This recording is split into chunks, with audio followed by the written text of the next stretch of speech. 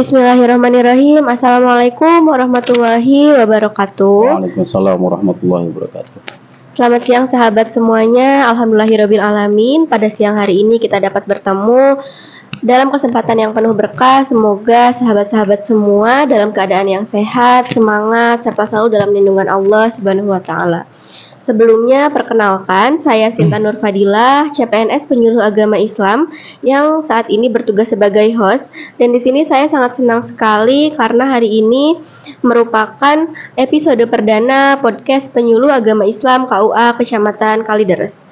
Podcast ini merupakan kegiatan atau program yang insya Allah akan kami jalankan secara rutin oleh penyuluh agama Islam sebagai bentuk kolaborasi untuk menyajikan atau menghadirkan konten yang bermanfaat.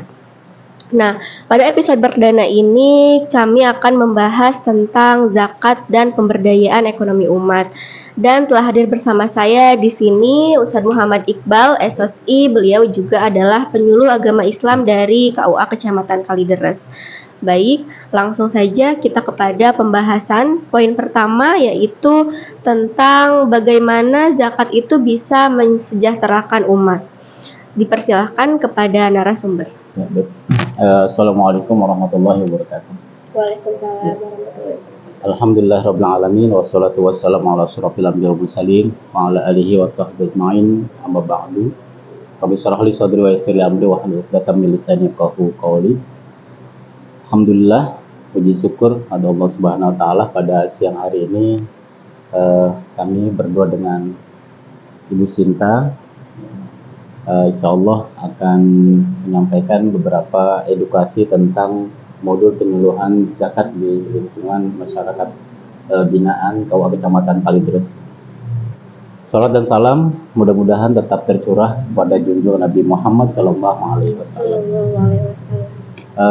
Terima kasih pada Mbak Sinta aja ya.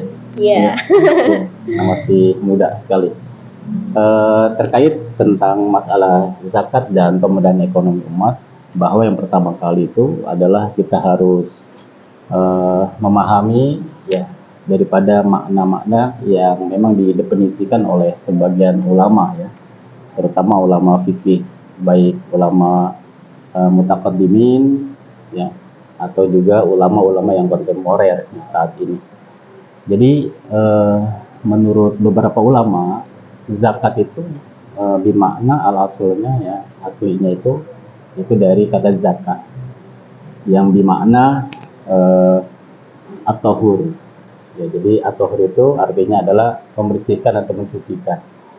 Jadi harta yang kita miliki, kekayaan yang kita miliki, ketika sudah masuk nisabnya dan kita keluarkan zakatnya, maka nanti harta kita itu akan suci dan bersih gitu ya.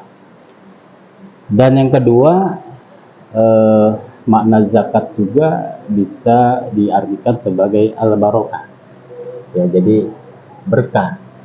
Jadi apa-apa yang nanti kita keluarkan zakat kita itu nanti akan memberikan keberkahan dalam kehidupan kita gitu. Nah, terus yang ketiga juga ulama mengartikan bahwa zakat itu juga an-numu, jadi artinya tumbuh, berkembang. Jadi ketika para muzaki ya, orang yang sudah sudah pada nisabnya ya, sudah masuk pada tahapan orang yang memang wajib mengeluarkan zakat, itu nanti zakatnya atau hartanya, kekayaannya akan tumbuh dan berkembang ya. Jadi tidak ada istilah orang yang mengeluarkan zakat itu hartanya berkurang, tapi akan tumbuh dan berkembang. Dan yang terakhir, menurut sebagian ulama juga bahwa zakat itu ya bermakna as-shalah. Ya, as-shalah itu adalah bagus, baik ya. Jadi ketika orang yang berzakat itu, ketika orang mengeluarkan zakatnya ya, hartanya melalui zakat itu, maka akan semakin baik, semakin bagus kehidupannya, hartanya ya, kekayaannya juga gitu. Nah, lalu bagaimana sih terkait zakat ini dapat mensejahterakan umat gitu kan ya? Iya, begitu. Begitu ya? Iya, gimana? Ya. kalau kita flashback gitu ya pada sejarah masa kerasulan, masa Nabi, ya memang sudah diwajibkan itu mengeluarkan zakat dari zaman Nabi, lalu dilanjutkan oleh para sahabat, gitu kan. Bahkan ketika itu Sayyidina Abu Bakar Siddiq ya akan memerangi orang yang tidak membayar zakat seperti itu. Lalu juga dilanjutkan sampai saat ini gitu ya.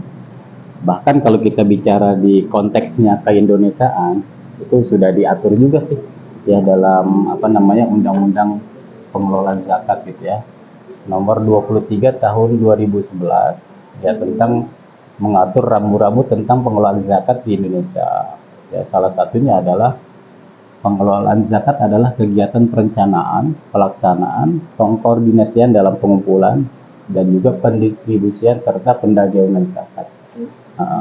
Jadi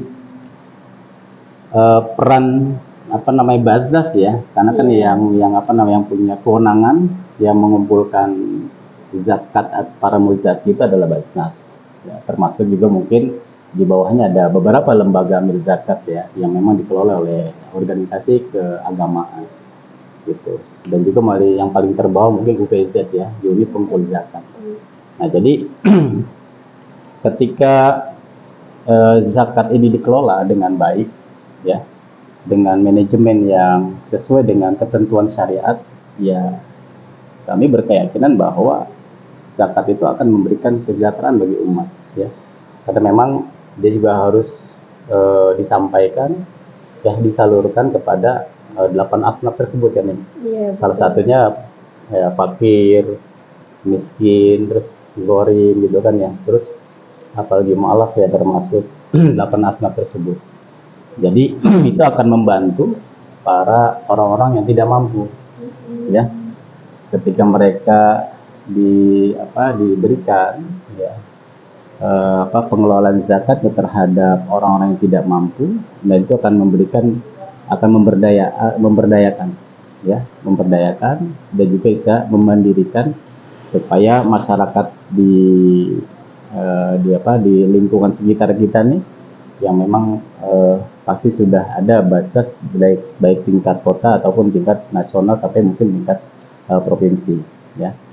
Sebelum ada perubahan peraturan, kalau dulu kan ada namanya Bazda ya, Badan Amil Zakat Daerah. Jadi setingkat kota dan setingkat kabupaten. Nah sekarang itu ya disebutnya semuanya adalah Basnas, baik kota, provinsi ataupun pusat ya, Basnas.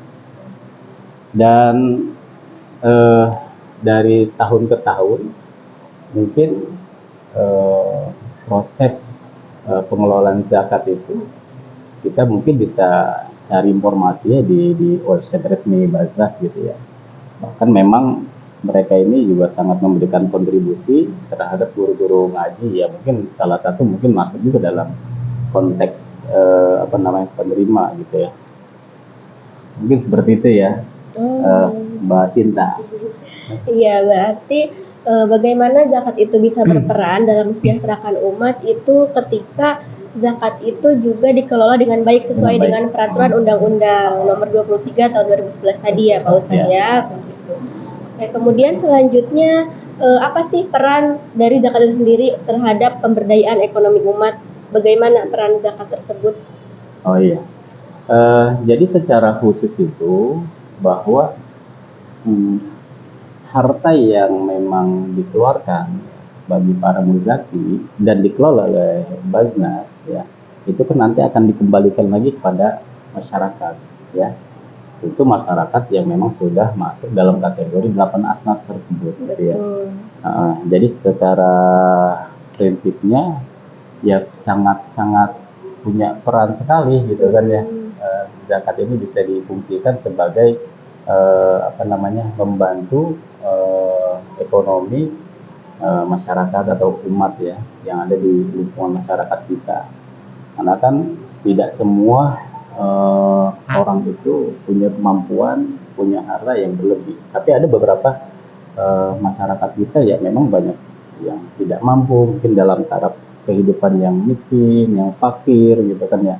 Maka zakat ini ya secara mudahnya barangkali gini, ketika orang kaya gitu ya.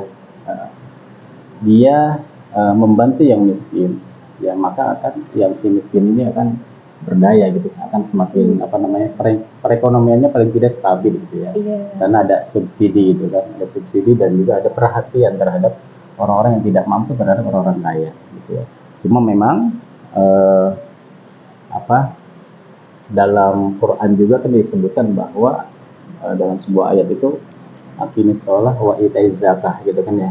Dirikanlah sholat dan tunaikan zakat. Jadi di samping itu ya, di samping memang perannya sangat penting terhadap pemberdayaan ekonomi umat, dan juga memang itu sudah menjadi kewajiban bagi orang-orang kaya, bagi orang-orang yang mustahik ya, mampu gitu.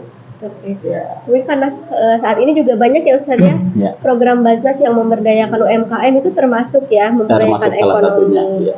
Jadi bagi kaum menengah ke bawah yang membuka usaha UMKM itu dapat terbantu ya dari zakat ini ya, yang disalurkan oleh Basnas itu sendiri. Nah kemudian setelah itu kita sebagai penyuluh, bagaimana peran kita nih Ustadz nih, penyuluh agama Islam? Iya, karena memang penyuluh ini adalah kepanjang tanganan dari Kementerian Agama ya. Artinya para penyuluh ini adalah sebagai kalau dilihat dari konteks fungsinya ya, salah satu fungsinya adalah sebagai informatif ya, dan terus lagi edukatif, terus apalagi administratif dan advokatif. Artinya penyuluh sangat berperan penting juga ya, punya peran yang sangat strategis lah di tengah masyarakat untuk mengambil peran sebagai edukator gitu ya, sebagai informan ya, sebagai memberikan edukasi terhadap masyarakat betapa pentingnya tentang zakat tersebut gitu ya. Jadi diberikanlah edukasi masyarakat oleh penyuluh-penyuluh agama Islam di tingkat KUA gitu ya.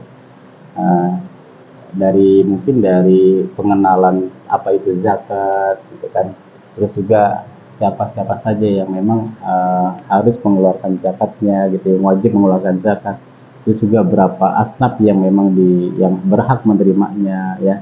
Jadi peran penyuluh di sini adalah sebagai seorang yang menjelaskan, yang memberikan penerangan ya terhadap masyarakat ya tentang kaitannya dengan masalah zakat gitu ya, masalah zakat ya, dari tingkat definisi sampai mungkin dalam perhitungan gitu kan ya. Perhitungan zakat kan mungkin agak rumit bagi masyarakat awam gitu ya, karena memang kan dia harus masuk nisabnya, masuk haulnya. Ketika misalkan ketentuan itu kan kalau tidak salah kan 80 sampai 90 gram ya. Artinya kalau misalkan kita uangkan ya sekian puluh juta lah, juta gitu kan. Nah, kalau sudah masuk nisabnya dan sudah sampai pada haulnya ya 1 tahun, itu bahkan mungkin yang kontemporer itu ada yang namanya zakat profesi gitu kan ya. Kalau zaman dulu kan masih klasik itu ya hanya penghasilan dari masyarakat itu ya pertanian, peternakan, perdagangan kan gitu ya. Kalau sekarang kan mungkin ada yang penghasilan dari profesi gitu kan, macam-macam kan.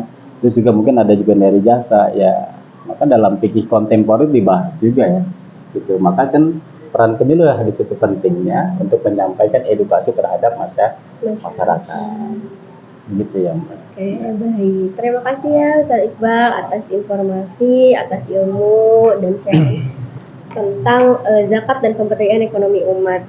Nah, mungkin sekian yang dapat narasumber sampaikan ya. Nah, jadi apa yang dapat kita simpulkan? Yang pertama itu tadi tentang apa peran dari zakat sehingga dapat mensejahterakan umat, yaitu ketika zakat itu dikelola dengan baik.